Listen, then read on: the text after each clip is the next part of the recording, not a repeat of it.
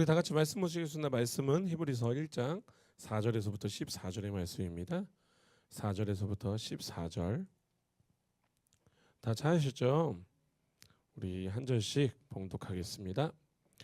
그가 천사보다 훨씬 뛰어남은 그들보다 더욱 아름다운 이름을 기업으로 얻으심이니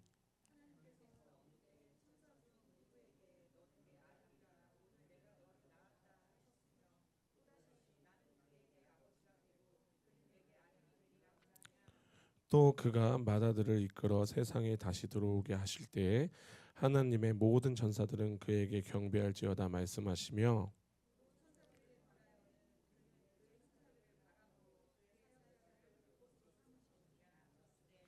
아들에 관하여는 하나님이여 주의 보좌는 영영하며 주의 나라의 규는 공평한 규이니이다.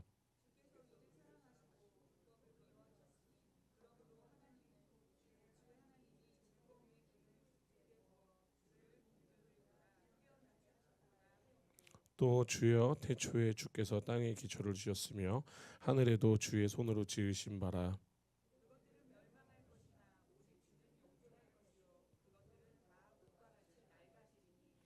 의복처럼 갈아입을 것이요 그것들은 옷과 같이 변할 것이나 주는 여전히 연대가 다함이 없으리라 하였으나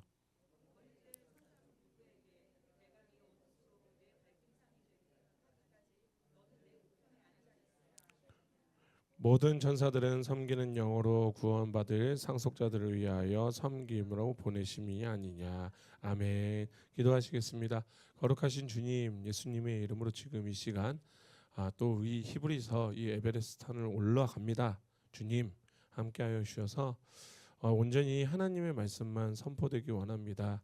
전하는 입술 꼭 붙잡아 주시옵고 듣는 귀 또한 주님 오직 하나님의 말씀만 듣게 하여 주시옵소서.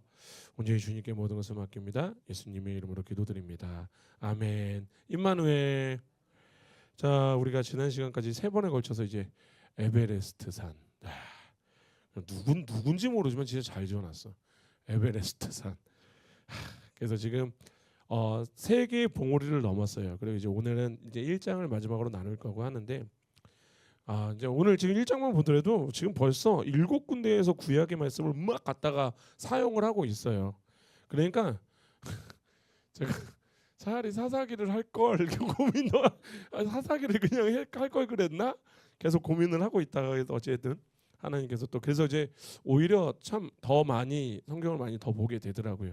어쨌든 저는 너무 감사드리고 그렇기 때문에 우리가 이제 본격적으로 말씀을 나누기 전에 우리가 한번 그동안 나눴던 것들을 한번 차근차근 한번 상기해 보고 그리고 이제 이어져야 될 것 같아요.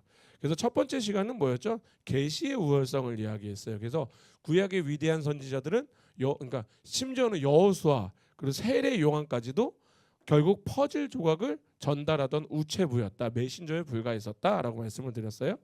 그런데 이제 신약 시대에서는 그 편지를 직접 쓰신 분이 오셨죠. 왕이신 예수 그리스도께서 그러니까 메시지예요. 그러니까 예수님은 내가 글 쓰는 전달하는 자가 아니라 예수님은 그냥 말씀으로 오셨다라는 거예요. 그래서 친히 우리에게 오셨으면 우리가 깨달았어요. 그리고 둘째 시간에 이걸 나눴죠. 기업의 우월성. 그래서 예수님이 다윗의 언약인 그 시편 2편을 완성하셨어요. 그렇게 십자가에서 피값으로 사탄의 머리를 깨 부셔버리고 그렇게 만유의 상속자로 칭함을 받으셨고 뿐만 아니라 우리가 이야기하는 이 모든 세계를 지으셨죠. 그런데 이 모든 세계가 뭐다? 공간을 이야기하는 게 아니라 이 모든 시간은 그러니까 헬라어로 아이온 그러니까 뭐다? 우리의 과거와 현재와 미래, 시대, 시간과 역사를 창조하신 분이시라는 거예요. 그러니까 지금부터 우리가 태어나기 전부터 오늘과 그리고 다음 주와 다다음 주와 그리고 내후년과 그러니까 우리가 천국 가는 그날까지의 모든 시간과 역사를 창조하신 분이 예수님이라고 말씀을 하는 거예요. 그리고 세 번째는 사역의 우월성에 대해서 나눴어요. 그래서 구약의 제사장들은 그 성막에서 일을 할 때 어떻게 했다? 평생을 피곤하게 서서만 일했다. 왜? 우리들의 죄는 무한하여서 정말로 쉴 틈이 없었다라는 거예요. 그래서 성막 자체에는 가구, 의자라는 가구 자체가 없었다라는 거. 그런데 우리의 참된 대제사장이신 예수님께서 십자가에서 자기의 모든 피로 우리의 모든 죄를 정결하게 하셨고, 그리고 선포하셨죠. 내가 다 이루었다. 그리고 나서 말씀에서 보니 하나님 우편에 앉으셨다. 그래서 이게 안식하셨다는 뜻인데 어쨌든 그런 것 같아요. 그래서 이제 우리가 율법의 칼을 버리게 되었어요. 왜냐하면 십자가에서 승리를 끝내시고 앉으신 예수 그리스도의 그 은혜 안에 우리가 들어가 있기 때문에, 그래서 우리가 함께 공동 상속자로서 부름을 받았다. 아멘. 이거 다 기억하실 거라 생각을 합니다. 그렇다면 이제 오늘 네 번째 시간은 그 히브리서의 그 클라이막스라고 생각을 해요. 지금 히브리서 기자는 뭐라고 얘기했냐면은 예수님이 구약의 선지자들보다 많은 사람들보다 뛰어나시고 모세의 율법과 제사 제도보다, 그러니까 율법보다 더 뛰어나심을 논증을 했어요. 그런데 이제 문제가 뭐였냐면은 그때 당시 이때 초대교회 당시에 핍박받던 유대인 그리스도인들이에요. 이방인 그리스도인들이 아니고 유대인 그리스도인들에게 진짜 치명적인 유혹이 하나 있었어요. 이건 영적 유혹이에요. 그게 뭐였냐면은 바로 천사 숭배였어요. 그래서 지금 딱 보시면은 1절, 2절, 3절에서 하다가 갑자기 천사에 대해서는 4절부터 14절까지 되게 크게 다루고 있죠. 그러니까 뭐냐면 이거예요. 눈에 보이는 율법이나 제사장은 버릴 수가 있는 거예요. 그런데 눈에 보이지 않는 그 신비하고도 영광스러운 영적 존재, 천사에 대한 환상과 집착은 그것을 버리는 것이 굉장히 힘들었고 심지어는 잘 버리지도 못했다라는 거예요. 그리고 저는 이 말씀을 보면서 이게 뭐 비단 2000년 전의 일이 아니라는 것을 알게 됐죠. 우리도 별반 다르지 않다라고 저는 느껴요. 왜냐하면은 우리가 신앙생활을 하다 보면은 많은 분들이 환상이나 신비한 은사에 대해서 집착을 못 버리시는 분들이 꽤나 많죠. 그래서 심지어는 어떤 분은 저한테 와서 목사님 하나님께서 저에게 이런 말씀으로 확증을 주셨어요. 그럼 저는 항상 할렐루야.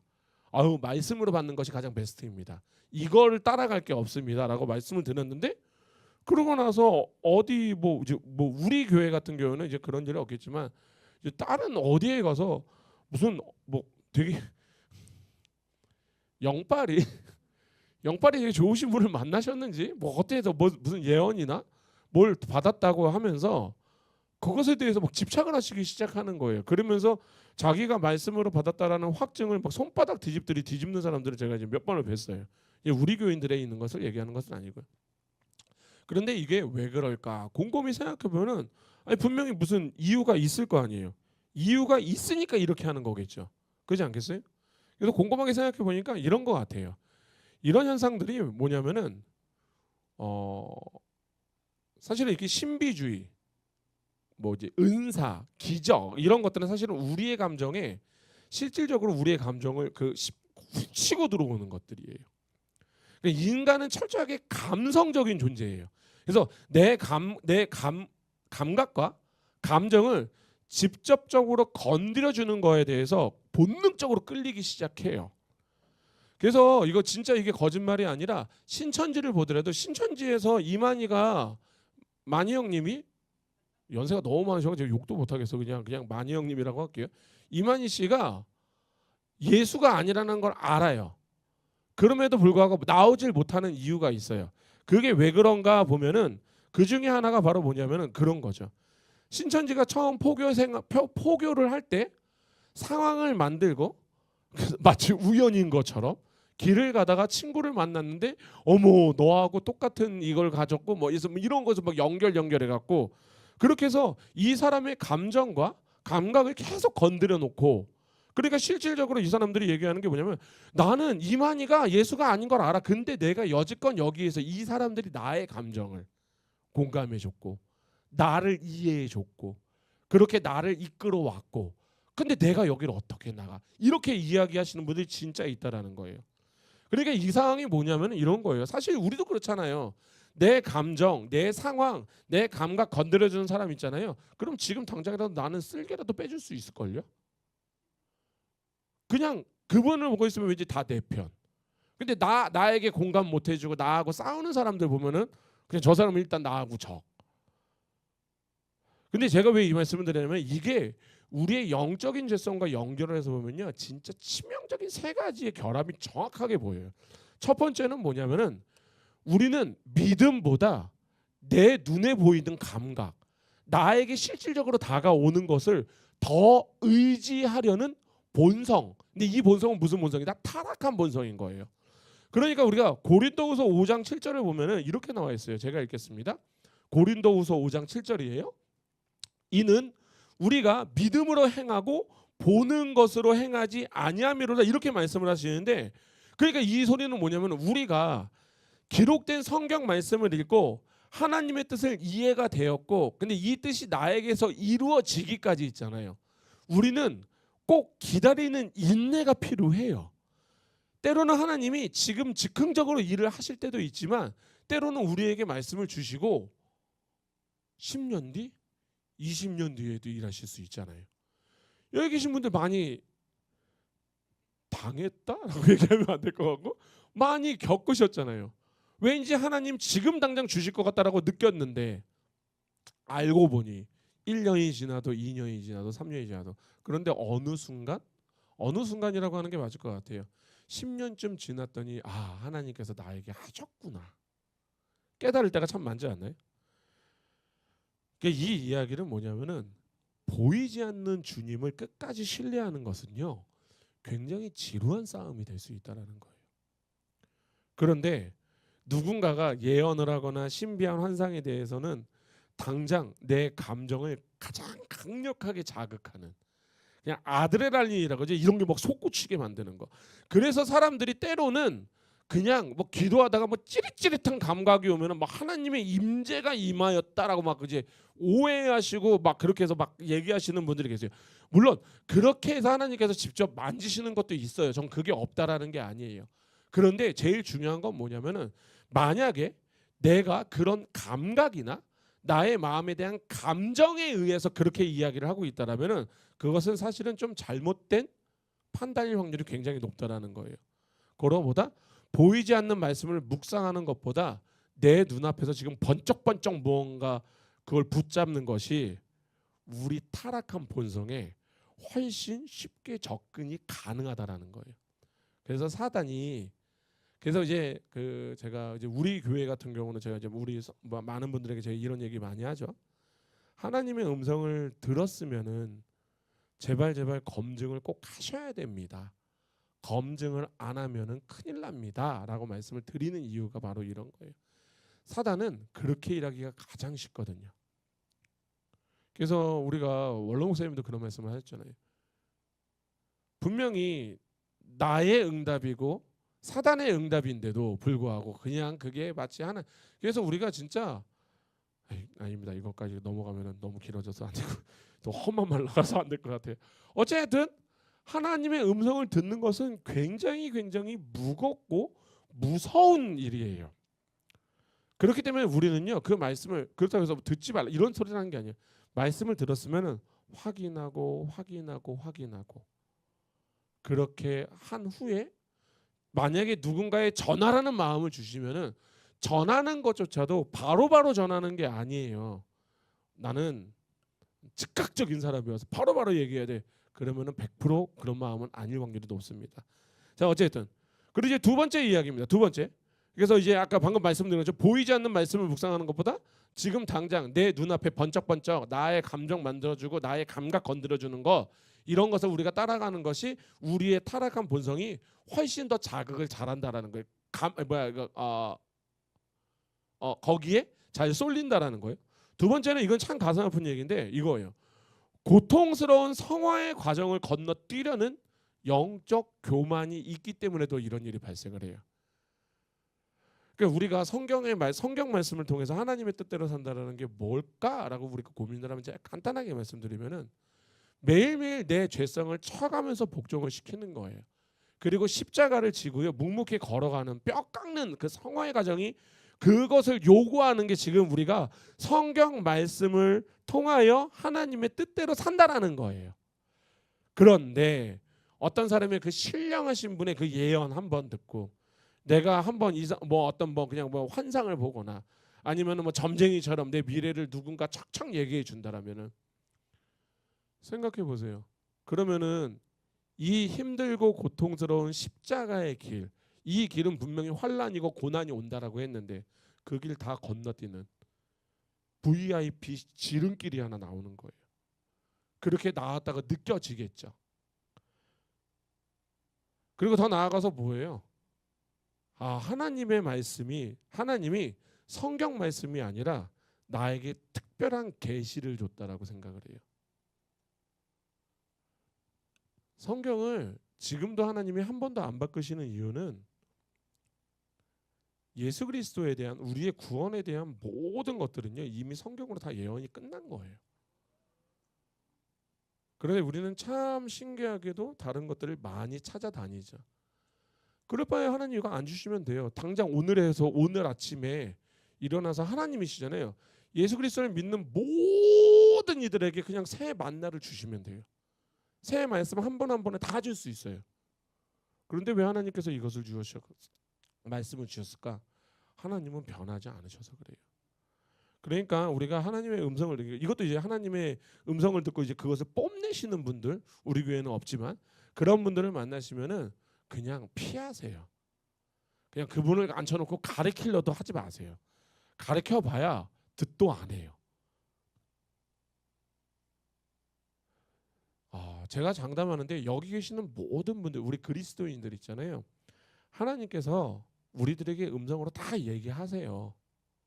어떤 분에게는 성경으로, 어떤 분에게는, 제가 말씀드린 음성이 없다라는 게 아니에요. 음성으로, 어떤 분에게는 상황으로. 그 차이인 거지. 모든 그리스도인들에게 하나님은 다 말씀을 하신다는 거예요. 마지막 셋째는 이겁니다. 우리가 그렇게 신비적인 걸 왜 이렇게 따라가냐면은 내 의지를 꺾고 순종하기가 싫어서 그런 거예요.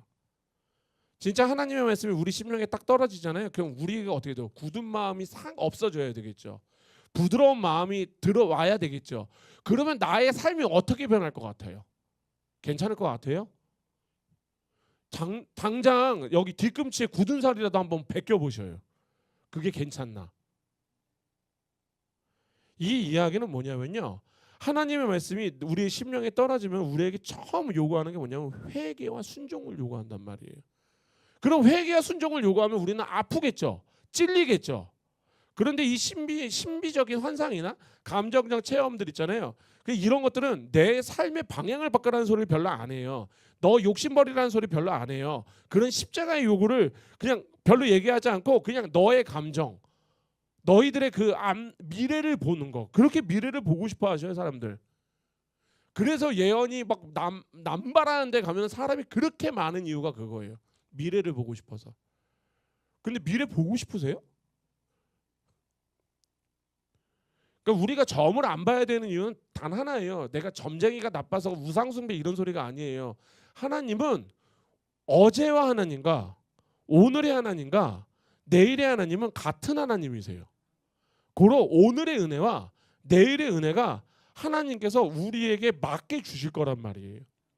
그런데 만약에 하나님이, 우리 예슬이가 내일 고난이 필요해. 그런데 우리가, 아니야, 예슬은 필요하다라는, 없네, 만만한 사람. 재호 형제? 그냥 만만한 사람. 많이 저하라 그래. 저희가 만약에 내일 고난이 필요하다고 생각을 해보세요. 그런데 만약에 어떤 예언의 은사가 가진 분이 저를 딱 보더니만 내일 밖에 나가면 차에 쳐 죽을 것 같아요. 나가지 마세요. 저는 안 나가겠죠. 근데 이 이야기를 다른 얘기로 하면 뭐냐면, 하나님께서는 진짜 만약에 그럴 일은 없으시겠지만 하나님께서 원하시는 것은, 야, 우리 임누리 이제 고생 많이 했고 내가 널 데려갈 건데 근데 요번에 그냥 내가 널 차에 쳐서 데리고 갈게 라고 할 수도 있는 거잖아요. 그러면은 나는 거기에서 내가 해야 되는 건 뭐예요? 아멘이죠. 하나님은 선하십니다. 선하신 걸 저에게 주시는 겁니다. 이게 선한 거예요. 그런데 우리는 뭐예요? 그런 미래를 알면은 우리는 알려는 이유가 뭐예요? 좋은 것은 만약에 동쪽 가면 동쪽 가서 좋은 사람 귀인 만난다는 거예요. 새벽부터 일어나서 동쪽으로 계속 걸어가고 있을걸요. 그러다 누군가가 눈길만 줘도 혹시 이를. 근데 나쁜 일 생기면 어떻게 돼요? 어떻게든 그거 피하려고 하잖아요. 그러니까 하나님의 은혜라 오늘 나에게 임하는 모든 것이 다 하나님은 저에게 선한 것을 준 것인데 그냥 거기에서 내가 입맛대로 받아 먹으려는 거. 그러니까 이런 것들은 사실은 그래서 이게 이제 어떤 이제 신학자는 이렇게 얘기해요. 이런 신비주의나 이런 이제 뭐 감각을 건드 뭐 이런 거를 할 때 그래서 제가 제일 안 좋아하시는 어떤 장로님께서 뭐 성령님 그냥 거기 아니에요. 거기 터치 그 사람 앞에서 터치 막 이러시는 분이 계세요.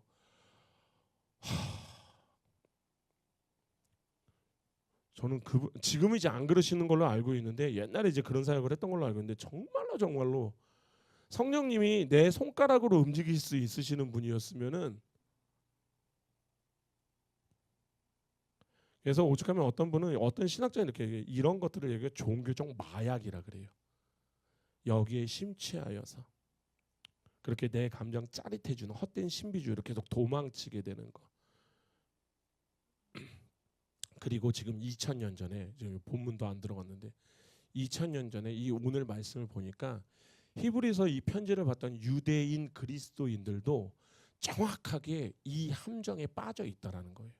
그러니까 제가 말씀드리잖아요. 아담이나 여기 계신 분들이랑 별반 다른 게 없어요. 여지껏 우리는 똑같았어요. 이 죄악. 그러니까 지금 그들은요. 로마 제국의 핍박 속에서 눈에 보이지 않는 예수를 끝까지 믿으면서 고난을 받는 게 너무나도 힘들었던 거예요. 그래서 지금 당장이라도 하늘에서 불칼을 든 영광스러운 천사들이 짠 나타나서 로마 놈들 싹 다 죽여버렸으면 이러면 얼마나 좋을까. 그래서 신비한 천사의 능력을 갈망하고 숭배하려는 유혹에 빠져 있다는 거. 그러니까 뭐예요? 즉 완성된 마지막 말씀이잖아요. 하나님은 말씀, 예수님은 말씀이시잖아요. 이 말씀 제껴두고 아들 제껴두고 바람처럼 사라질 천사들을 우상으로 삼으려 했던 거. 그래서 제가 아까 말씀드렸죠. 1장을 보면 1장 1절, 2절, 3절 한 절 한 절로 해서 끊어서 우리가 기업에 사역에 이렇게 우월성을 하는데 갑자기 4절부터 14절까지 영광의 우월성에 대해서 되게 길게 나누고 있는 거예요. 그리고 제가 아까 말씀드렸죠. 7가지의 구약의 말씀을 막 가져다가 막 폭격을 붙고 있는 거예요. 뭐라고? 이 어리석은 것들아. 눈에 보이지 않는다고 니네들이 흔들리면 되겠냐? 예수 그리스도는 지금 예수 그리스도는 너희가 그토록 대단하게 여기는 천사들보다 그러니까 천사들조차도 엎드려 경배하는 존재인데 그런 만왕의 왕이신데 지금 너희들이 지금 또 그 천사에 빠져갖고 그래서 우리가 이게 그때 당시 뭐냐면 유대인들에겐 천사는 어마어마한 존재였어요. 왜냐하면은 유대인들은요 모세가 시내산에서 율법을 받을 때 하나님이 직접 주셨다라고 생각을 안 해요. 천사들의 손을 빌려서 주셨다고 굳게 믿고 있단 말이에요. 그게 진짜 잘 나타나는 게 있어요. 사도행전을 가볼게요. 사도행전 7장.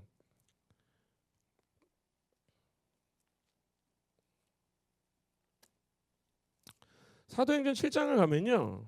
이게 진짜 정말 와 그랬구나라고 진짜 딱 느끼시는 말씀이 있어요. 53절입니다.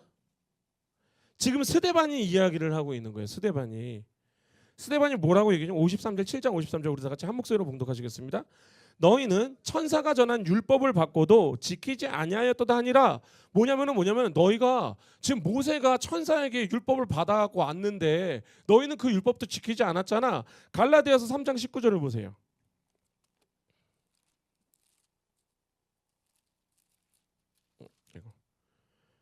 갈라디아서 3장 19절을 보면은 또 바울도 이렇게 얘기를 해요.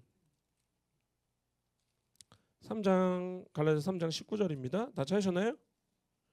우리 다 같이 한 목소리로 봉독하시겠습니다. 그런즉 율법은 무엇이냐? 범법함으로 더하여진 것이라 천사들을 통하여 한 중보자의 손으로 베푸신 것인데 보이시죠? 그러니까 이때 당시에 유대인들 있잖아요. 스데반도 그렇고 바울도 그렇고 천사에 대한 생각이 이런 생각을 갖고 있었던 거예요. 여기에서 우리가 보면은 여호수아서 5장으로 넘어가면은 여호수아서 5장으로 가볼게요. 우리가 같이 봤던 말씀인데 지금 우리가 에어컨을 좀 더 세게 켜둬야 될 것 같지 않을까요? 안 더우셔요? 덥죠. 지금 굉장히 더운데 바람을 좀 세게 해주셔야 될 것 같아. 여기가 이렇게 더우면 거기 진짜 더우실 거예요. 밑에 5장을 보시면 그 여리고 그 마지막에 우리가 13절부터 보면은 여호와의 군대 대장 있잖아요. 이때 당시에 이제 많은 사람들이 유대인의 랍비들이나 이 백성들이 이 군대 대장을 뭐라고 생각하냐면은 가장 위대한 천사장 있잖아요. 미가엘이라고 굳게 믿고 있었어요. 그래서 그 위대한 여호수아마저도 엎드려서 절하게 만들었던 강력한 천사. 그런데 물론 우리는 이제 알아요. 이 군대 대장이 누구다? 예수님, 성육식 이전에 나타나신 예수 그리스도라는 걸 우리는 알고 있잖아요. 왜? 14절을 보시면 이렇게 나와요. 그가 이르되 아니라 나는 여호와의 군대 대장으로 지금 왔느니라 하는지라 여호수아가 얼굴을 땅에 대고 엎드려 절하고 이렇게 나와 있잖아요. 여기에서 절하다라는 게 영어로는 워십이에요. 뭐다? 경배하다예요. 그러니까 천사는 인간에게 경배를 받지 않는다예요. 근데 이 자는 지금 이 존재는 경배를 받았어요. 예배를 받았단 말이에요. 고로 이자가 뭐다? 예수 그리스도, 성육신 이전의 예수 그리스도. 그러니까 우리는 알고 있단 말이에요. 그런데 이 정도로 당시 유대인들이 이런 영적 존재들을 모두 능력 있는 천사로 뭉뚱그려서 그렇게 해서 천사가 그들에게 율법도 가져다주고 전쟁도 이기게 해주고 그러니까 두려움과 경외의 대상. 그러니까 심지어는 이 안에서 숭배까지도 이루어졌다라고 얘기를 하더라고요. 그러니까 로마 제국 시대에 극심한 핍박 속에서 히브리 수신자들 있잖아요. 히브리서 이 수신자들을 속으로 어떻게 생각했을까요? 아, 지금 당장 내 눈에 보이지 않는 예수 말고 우리 조상들에게 율법을 줬던 그 불꽃 같은 천사들, 여리고성 무너질 때 나타났던 그런 강력한 천사들이 나타나서 당장 저것들 좀 쓸어주면 얼마나 좋을까. 그러니까 이러한 신비한 천사의 능력을 갈망하고 숭배하려는 유혹에 푹 빠져 있다라는 거예요. 그래서 우리가 다시 본문으로 넘어가면은 4절에서 히브리서 기자가 일격을 날려요. 이렇게 이야기합니다. 그가 천사보다 훨씬 뛰어남은 그들보다 더욱 아름다운 이름을 기업으로 얻으심이니 아멘. 여기서 뛰어남이라는 단어가 이게 히브리서 전체를 관통하는 핵심 단어 중에 하나인데 더 좋다예요. 더 우월하다라요. 그러니까 예수님이 천사보다 비교할 수 없을 만큼 우월한 이유가 뭐냐면은 왜냐하면은 천사들이 가질 수 없는 이름이에요. 그 아름다운 이름을 기업으로 상속으로 받았기 때문에. 그런데 그 이름이 무엇일까? 5절에 나오죠. 하나님께서 어느 때에 천사 중에 누구에게 너는 내 아들이라 오늘 내가 너를 낳았도다 하셨으며 또 다시 나는 그에게 아버지가 되고 그는 나에게 아들이 되라 하셨느냐. 아멘. 이거 다 기억하시죠? 저희가 두 번째 시간에 시편 2편 7절에서 너는 내 아들이라는 표현이 있었고요. 다윗의 언약에서 불렸던 사무엘상 7장에서도 나는 그에게 아버지가 되고 그러니까 기자가 정확하게 그걸 다 끌어갖고 오는 거예요. 그러니까 하나님은요. 구약 역사상 속에서 그 어떠한 위대한 천사들 가브리엘이나 미가엘이나 뭐 기타 등등 한 가지 아셔야 될 건 뭐 우리엘 막 이런 소리 나오는 거 막 있잖아요. 그 뭐 성경에 없는 천사들 얘기하시는 분들이 있거든요. 그런 거는 아예 신경을 쓰지 마. 그거는 외경이나 그런 데서 좀 나오는 건데 그런 거는 신경을 쓸 필요가 없어요. 어쨌든 너는 그러니까 그런 천사장에게도 너는 내 아들이다. 내 왕위를 물려줄 상주자라 말씀하신 적이 있다 없다? 없다라는 거예요. 그러니까 천사는 그저 피조물일 뿐. 오직 십자가에서 승리하신 예수 그리스도만이 이 우주의 합법적인 아름다운 이름을 가진 자, 독생자, 이 아들이라는 유일무이한 칭호를 얻으셨다라는 거예요. 아멘. 더 충격적인 선포가 6절이에요. 또 그가 마다들을 이끌어 세상에 다시 들어오게 하실 때 하나님의 모든 천사는 그에게 경배할지어다 말씀하시며 아멘.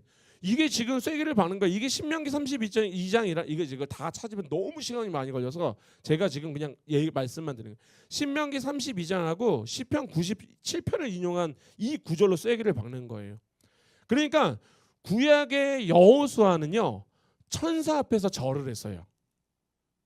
그러니까 천사라고 생각하고 절을 했겠죠.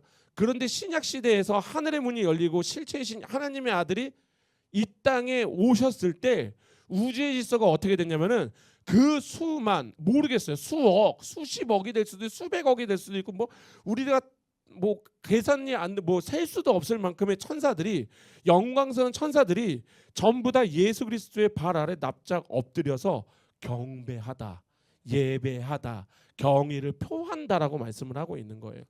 그러니까 예수님은 뭐다? 천사들과 동급적인 그 영적 존재가 아니라 천사들의 예배를 받으시는 분이라고. 그렇다면 이제 우리가 진짜 알아야 되는 건 그거예요. 천사의 존재는 뭘까? 그러면은 그게 7절에서부터 이제 7절에서 나오는데 이게 시편 104편 4절을 인용해서 이야기를 하는 거예요. 이게 제가 먼저 읽겠습니다. 이게 어차피 똑같은 말씀이어서 제가 그냥 먼저 시편 104편 4절은 이렇게 얘기합니다. 바람을 자기 사신으로 삼으시고 불꽃으로 자기 사역자를 삼으시며 아멘.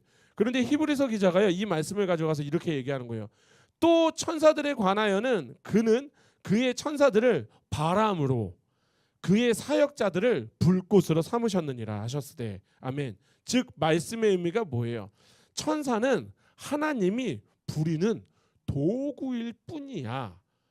그런데 여기서 우리가 한 가지 궁금한 건 그거예요. 바람하고 불꽃의 특징이 뭘까요? 이거 맞히면은 제가 이번 주에 영화 보여드릴게요. 제가 영화 보여드릴게요.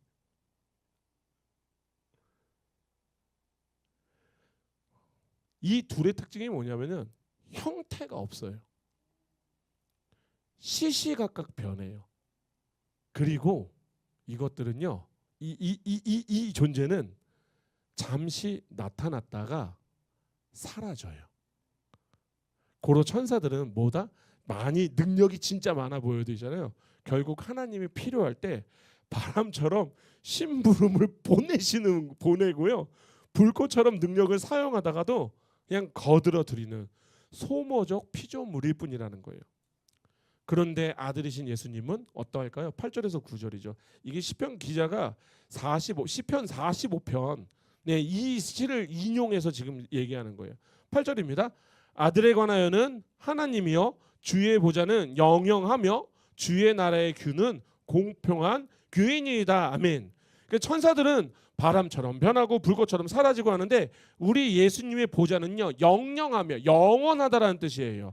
그리고 주님의 나라의 규는 지팡이는 어떤 지팡이다? 통치의 지팡이는 공평하다라는 거예요. 흔들림이 없다라는 거예요.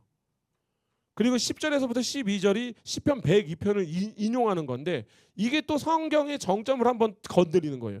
또 주여 태초에 주께서 땅에 기초를 지으셨으니 하늘도 주의 손으로 지으신 바라 그것들을 멸망할 것이나 오직 주는 영존할 것이며 그것들은 다 옷 같아서 낡아지리니 의복처럼 갈아입을 것이요 그것들은 옷과 같이 변할 것이나 주는 여전하여 연대가 다함이 없으리라 영원하시다라는 거예요. 그러니까 눈에 보이는 하늘과 땅 우리가 그렇게 대단하다고 여기고 있는 그 천사들조차도요 언젠가는 사람들이 헌옷을 벗어 던지듯이 다 낡아져서 없어질 폐기물이라는 거예요. 폐기물이라고 하면 안 되겠구나. 폐기될 피조물이라는 거예요. 그러니까 제가 지금 합쳐서 얘기한 건데 폐기물이 아니에요. 그럼 뭐다? 오직 태초에 그 우주의 기초를 놓으신 우리 주 예수 그리스도만이 영원토록 변함이 없으시다. 여전하시다. 살아계신 참된 통치자이다 라고 얘기하는 거예요. 그리고 이 영원한 왕이 누구다? 우리들의 구원자 예수 그리스도라고 얘기하고 계시는 거예요. 그리고 이제 히브리서 기자가 이 길고 웅장한 천사와의 비교 논증, 지금 이 비교 논증을 막 한 거예요. 그리고 마무리하면서 가장 영광스럽고 파격적인 선언을 게 13절과 14절이에요. 먼저 13절입니다. 어느 때 천사 중에 누구에게 내가 내 원수로 내 발등상이 되게 하기까지 너는 내 우편에 앉아 있으라 하셨느냐? 우리가 지난주에 봤죠. 우리가 봤던 시편 110편 1편. 예수님은 영적 전쟁 끝내시고 하나님 우편에 당당하게 앉으셨어요. 왜? 그러니까 예수님이 앉으신 이유는 단 하나예요. 전쟁이 끝나서예요. 더 이상 할 일이 없으셔서예요. 그런데 수천 수만의 천사들은 그 누구도 보좌에 앉으라는 명령을 받은 적이 있다 없다? 없다라는 거예요. 천사들은요 왕이신 하나님과 예수님 곁에서 항상 서서 명령을 대기하는 신하일 뿐이라는 거. 그럼 그렇다면 이 서서 대기하고 있는 이 천사들의 궁극적인 존재의 목적, 임무는 뭘까? 그게 바로 14절이에요. 14절. 우리가 다 같이 한 목소리로 봉독하시겠습니다. 모든 천사들은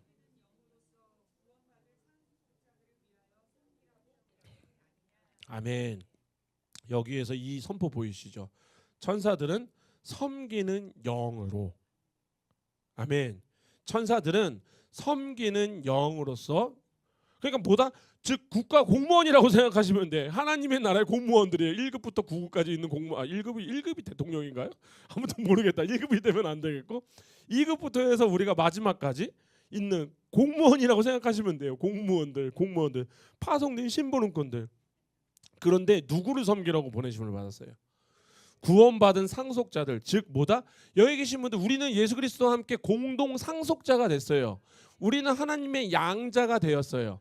이걸 만약에 우리가 그 왕족 시대로 놓으면 여기 계신 분들 다 세자 1, 세자 2, 세자 3, 세자 4, 세자라고 하나요? 아무튼 왕자 1, 2, 3, 4, 5, 6, 7, 8, 90이에요. 이해가 되시나요? 지금 이들을 섬기라고 파송된 영이라고 이야기하는 거예요. 우리들의 비서라고 얘기를 하고 있는 거예요. 그러니까 지금 이 말은 뭐예요? 초대교회 유대인들은 천사를 숭배하려고 했는데 여호수아도 천사 앞에서 엎드렸는데, 그런데 히브리 기자는 뭐다? 지금 영적 질서를 완전히 다 뒤집어 버렸어요. 야, 이 어리석은 것들아, 천사가 너희에게 경배를 받을 대상인 줄로 알고 있어? 정신 차려. 지금 그런 거 아니야. 너희가 예수 그리스도를 믿어서 하나님의 자녀가 됐고 우주의 상속자가 되었는데, 오히려 천사들이 너희들의 발밑에서 너희들의 수족을 너희들을 섬겨야 되는데, 근데 너희는 지금 걔네들을 지금 기대하고 있고 걔네들에게 지금 매달리고 있는 거야? 그리고 이런 생각 한 번도 안 해보셨을 것 같은데, 저는 이거 보면서 이런 생각이 딱 들었어요. 우리는 구원을 받았어요. 고로 우리는 안전해요. 천사들은 구원을 받았을까요? 안 받았을까요? 그죠? 정확하게 우리 집사님 정확하게 말씀하셨어요. 이게 바로 무슨 말이냐면, 천사는 구원의 대상이 아니에요. 만약에 천사가 구원의 대상이었으면 루시퍼가 지옥에 갈 일이 없어요. 루시퍼가 지옥에 갔잖아요. 고로 그러니까 그 전부터였겠죠. 하나님에게는 천사는요, 구원 받을 대상이 그냥 피조물일 대상인 거예요. 만약에 이거를 돌려놓으면 천사는요, 지금 만약에 천사가 만약에 또 루시퍼 같은 애들 하나 똥 나타나잖아요. 그냥 하나님을 아무렇지도 않게 너는 지옥 가 하고 바로 지옥 보내시는 거예요. 근데 우리는 어때요? 우리는 구속의 은혜가 있죠. 왜? 내가 너희를 내 아들의 피값으로 샀기 때문에.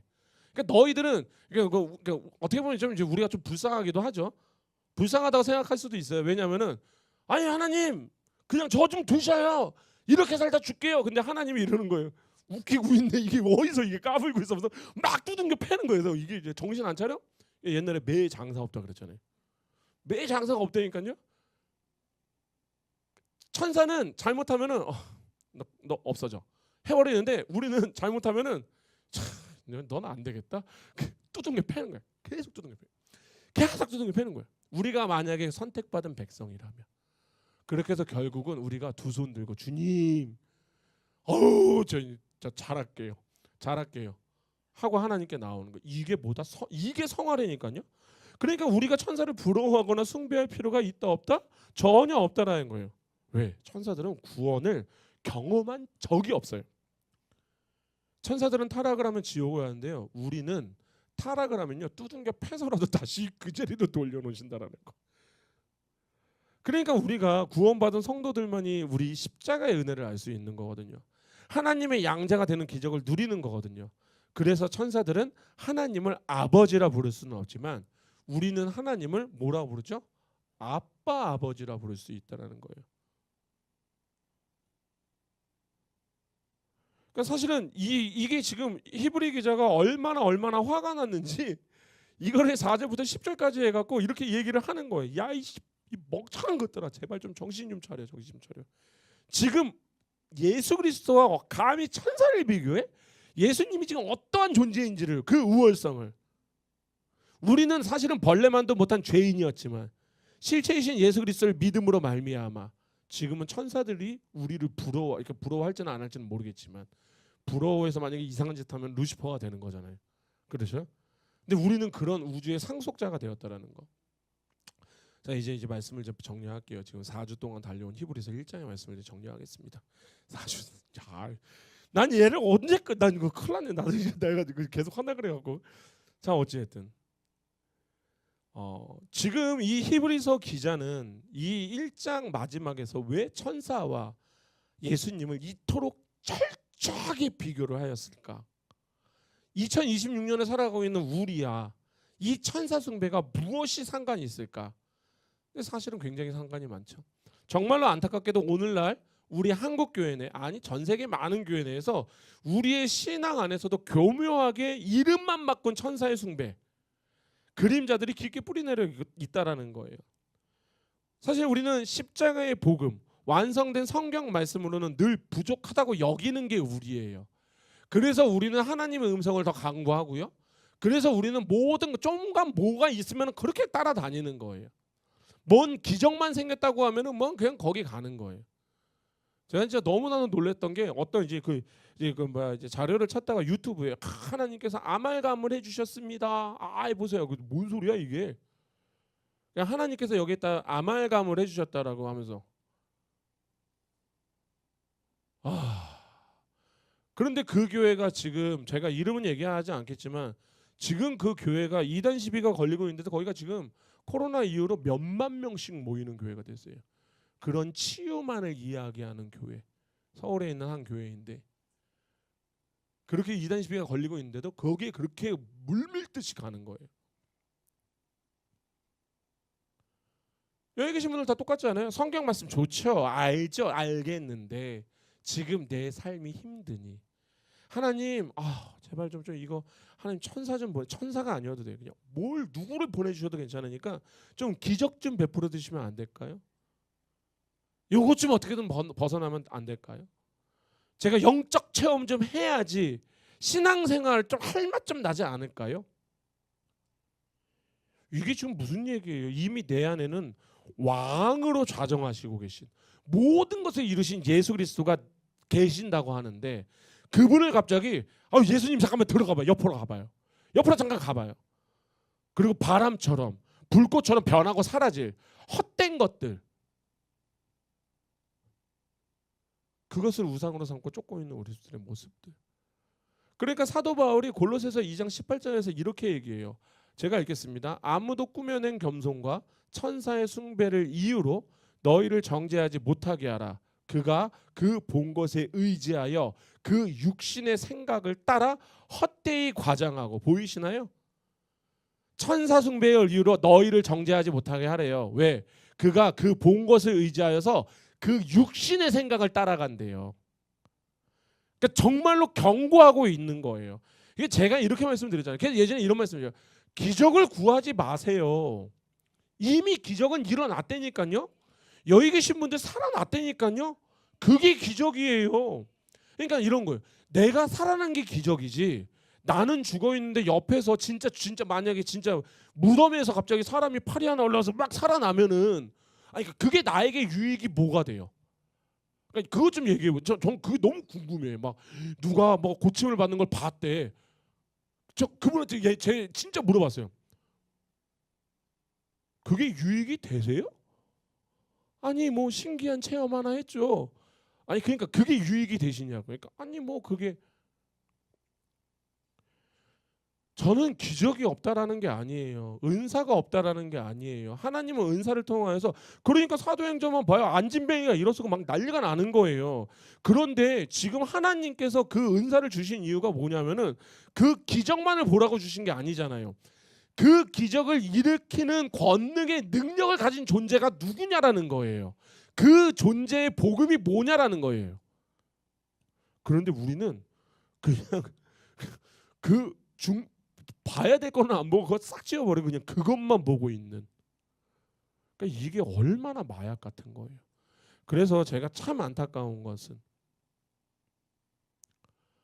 이런 것들을 구하고 다니시는 분들은요, 결국에는 지금도 우리가 예전에 제가 유머 1번지라고 기억하시나요? 유머 1번지라고 옛날에 그 뭐 심형래 막 연고 없다 뭐 나왔던 그 TV가 있어요. 그때의 코미디 프로하고요, 지금 코미디 프로가요, 과학적인 면에서는 진짜 차원이 달라요. 그게 왜 그러냐면은 우리는 하나를 봤으면요, 그 다음부터는 둘을 원해요. 둘을 보면요, 셋을 원해요. 셋을 보면요, 넷을 원해요. 이 이야기는요, 우리가 그렇게 은사 기적 하고 다니면 나중에 무슨 일이 벌어지는지 아세요? 얼마나 더 큰 기적을 봐야지. 나중에 하나님께서 달을 지구에다 던지시는 기적 보실래요? 그러다 어느 순간인가 있잖아요. 그거 못 보는 순간 이 사람의 모든 신앙이요. 예전에 이제 제 아시는 분이 이제 그 부동산 하시는 분이신데, 야 바닥이야. 나 여기서 샀어. 근데 지금 몇 달 있다 전화하니까, 야 바닥인 줄 알고 샀더니만 지하실이 있더라. 근데 요즘에는 그 얘기까지 해요. 야 지하실이 5층까지 있더라. 제가 이 이야기 왜 하냐면요. 우리의 신앙이 그렇게 된다고요. 바닥을 쳤는데 이게 끝이 아니에요. 지하실로 들어가요. 지하실로 들어가서 끝이 아니라고. 지하 5층까지 B5까지 내려갈 수도 있다는 거예요. 그러니까 제가 다시 한번 말씀을 드릴게요. 기적이 없다, 은사 없다 이런 얘기 아니에요. 기적은 일어났어요. 이미 우리에게. 그래서 여기 계신 분들 구원을 받았어요. 우리는요 살았어요. 죽었다가 살아난 자들이에요. 고로 이것보다 더 큰 기적은 없어요. 그러니까 제발. 근데 오늘 히브리서 기자는 그러기까지 그 기적 그렇게 헤매고 다니는데 그 어떠한 위대한 천사라도 그 어떠한 놀라운 기적도 너희들을 구원하는 거는 아니야. 그것들은 뭐다 다 옷과 같아서 다 낡아지고 멸망할 피조물일 뿐이야. 그렇기 때문에 우리를 죄에서 건지시고 영원한 생명을 주시는 분은 오직 한 분이시죠. 하나님의 영광의 광채이신 분, 만유의 상속자이신 분, 영원한 통치자이신 예수 그리스도밖에 없다라는 거.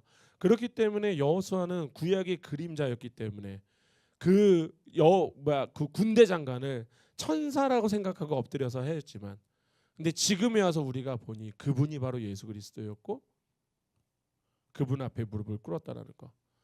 그렇기 때문에 천사들은 오히려 지금 저와 여러분들을 수호하고 섬기기 위해서 지금 하나님의 명령을 대기하고 있는 자들이에요. 그러니까 내 삶이 벼랑 끝에 선 것 같이 내일 당장 두려울 거예요. 천사 부르지 마세요. 뭘 하나님의 이거 사람의 위로를 구하지 마세요.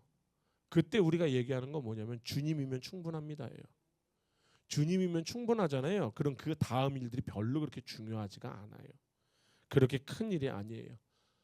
그렇게 퍼즐 조각 들고 왔던 우체부들을 지나서 불완전한 가나안 땅 들어가서 그 안식을 지나서 매일 짐승에 피 뿌리면서 종교 생활했던 그 모든 짐 다 벗어버리고 이제 우리가 마침내 만왕의 왕이요 영원한 통치자이신 예수 그리스도의 품에 안겼습니다.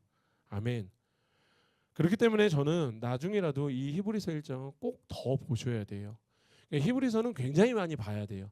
이해가 될 때까지 보려면 최소한 10번에서 20번은 더 봐야 돼요. 저도 지금 계속 보고 있어요.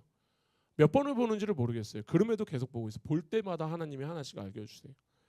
그렇기 때문에 이렇게 우리가 말씀을 좀 더 집중을 하시고 그렇게 당당하게, 저는 우리가 십자가의 길을 당당하게 갔으면 좋겠어요. 끌려다니지 않았으면 좋겠어요. 당당하게 가면요 하나님과 손붙잡고 가는 거예요. 끌려가면은 머리끄댕이가 잡히든 뒤에서 발로 차고 가시든 그렇게는 가지 말자고요. 영광스러운 상속자면요 주님과 손붙잡고 가는 거예요. 그러면 때로는 주님이 안아줘 주실 거예요. 때로는 업어도 주실 거예요. 우리는 그렇게 그 주 예수 그리스도를 간절히 믿는 자들 되길 원합니다. 그렇게 되길 예수님의 이름으로 축원합니다. 기도하시겠습니다. 거룩하신 하나님 아버지, 오늘 히브리서의 말씀을 통하여서 천사들조차도 엎드려 경배해야 할 참된 창조주여 만왕의 왕이신 주님의 영광을 우리의 영혼의 골수에 새겨주시니 진심으로 감사를 드립니다. 거룩하신 주님, 우리는 벌레만도 못한 죄인이었습니다. 그러나 주님의 그 크신 십자가의 은혜로 말미암아 천사들도 부러워하는 구원받은 상속자가 되었음을 깨달았습니다. 거룩하신 주님, 이제 제발 우리가 헛된 것에 속지 않게 하여 주시옵소서.